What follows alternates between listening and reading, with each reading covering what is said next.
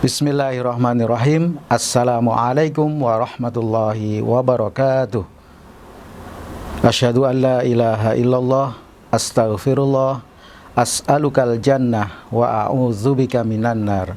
Allahumma innaka afuwun tuhibbul afwa fa'fu anni.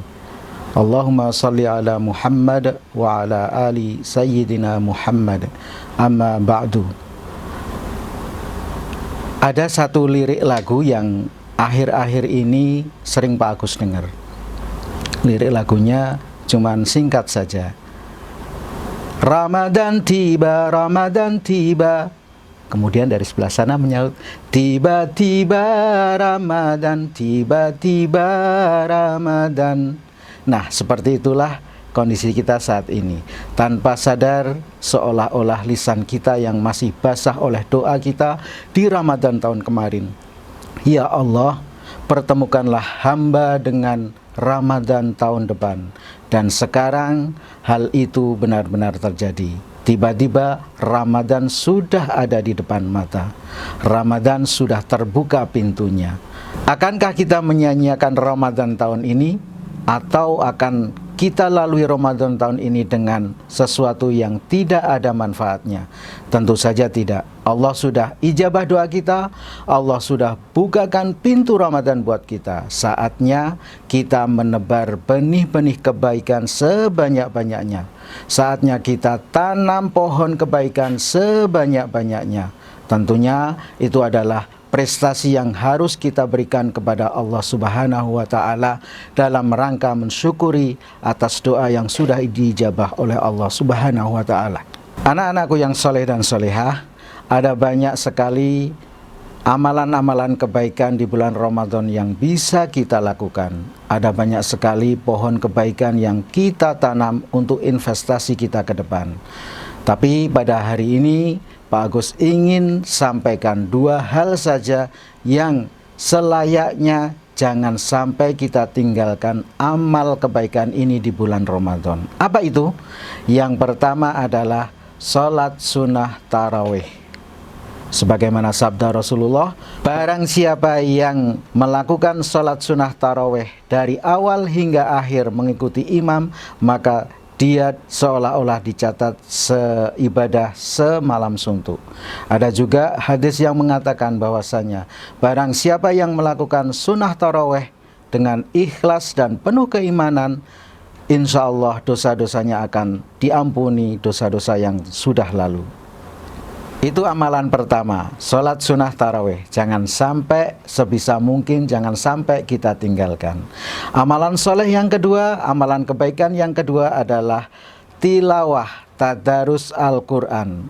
Meskipun ini bisa kita lakukan di luar Ramadan, tetapi ada sesuatu yang spesial ketika kita bertadarus di bulan Ramadan. Ada satu kebanggaan sendiri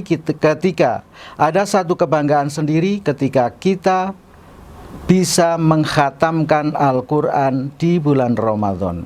Karena apa?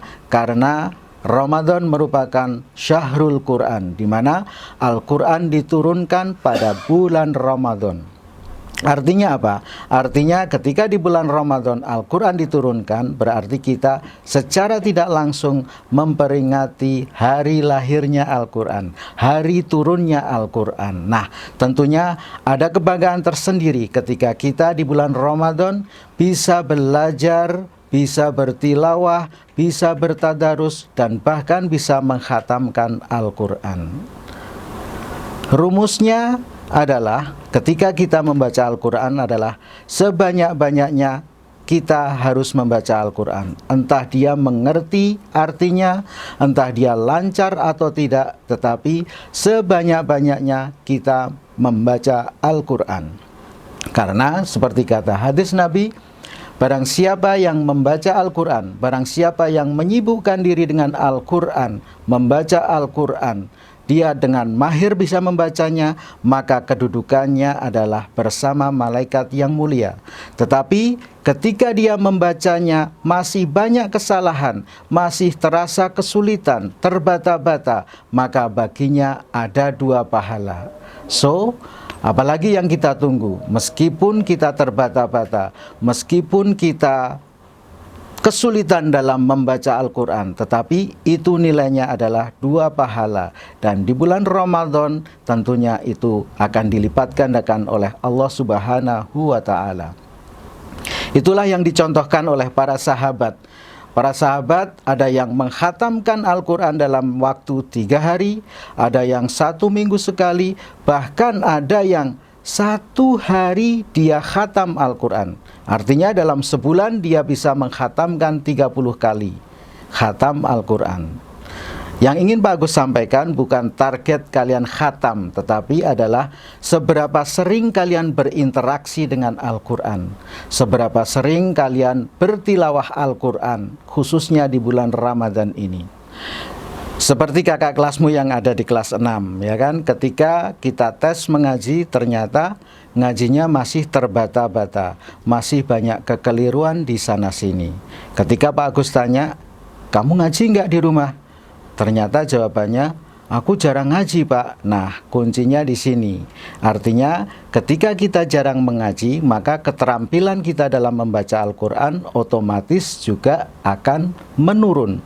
Karena yang namanya Al-Quran adalah sering bertilawah, sering mengulang, maka kefasihan kita, keterampilan kita dalam membaca Al-Quran akan semakin meningkat. Lah, aku sibuk Pak Agus, aku sibuk belajar, sibuk main futsal, sibuk sana, sibuk sini. Akhirnya apa? Akhirnya waktu untuk belajar Al-Quran ditinggalkan. Tanpa sadar, waktu untuk belajar Al-Quran mereka abaikan. Padahal kunci untuk fasih Al-Quran, kunci untuk terampil membaca Al-Quran adalah sering-seringnya kita mengulang, sering-seringnya kita bertilawah Al-Quran. Tidak harus full 1 halaman, tidak harus full 2 halaman. Cukup rutinkan 1-2 ayat. Tetapi kalian istiqomah rutinkan itu. Lah, waktunya gimana Pak Agus? Nah, di sini anak-anak harus bisa mengatur waktu. Ketika kalian sibuk belajar, tentunya kalian juga harus lebih dahulu mendahulukan Al-Quran. Coba sekarang kita manajemen waktu kita. Ketika kalian akan ulangan matematika di esok hari, nah sebelum kalian membaca buku matematika, buka dulu Al-Qurannya.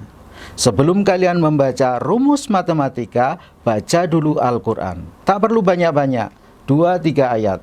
A'udzu billahi minasyaitonir rajim. Bismillahirrahmanirrahim.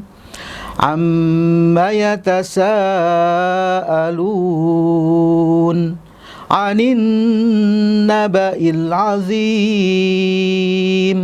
Shadaqallahul azim.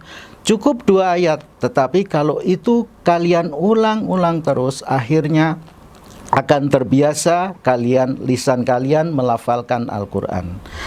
2 ayat tidak sampai 5 menit.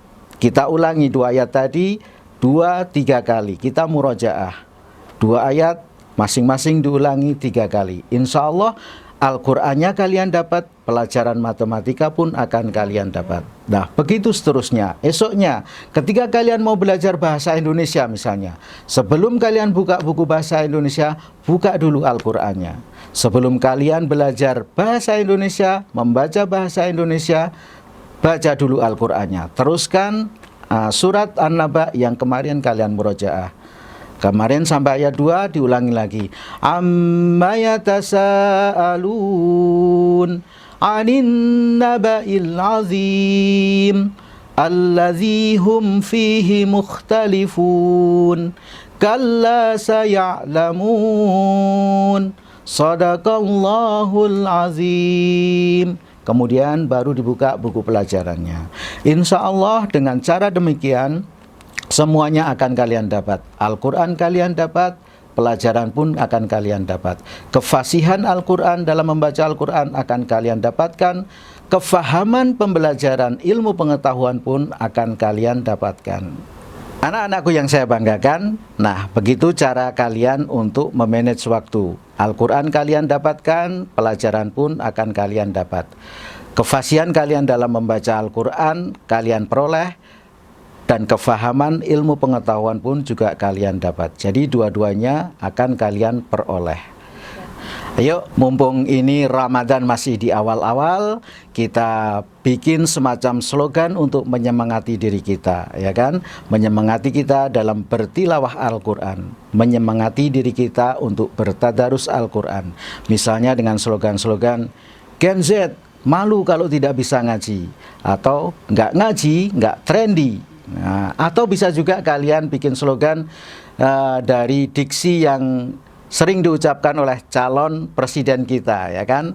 Hari gini nggak bisa ngaji, sorry lah yao. Nah, hari gini nggak bisa ngaji, sorry lah yao. Nah, mudah-mudahan dengan slogan-slogan yang memberikan semangat ini, kita semakin meningkat semangat kita dalam bertilawah, dan tentunya kefasihan dalam membaca Al-Quran akan kalian dapatkan. Ingat bahwasanya Al-Quran akan datang di hari kiamat kepada mereka yang membacanya untuk memberi syafaat.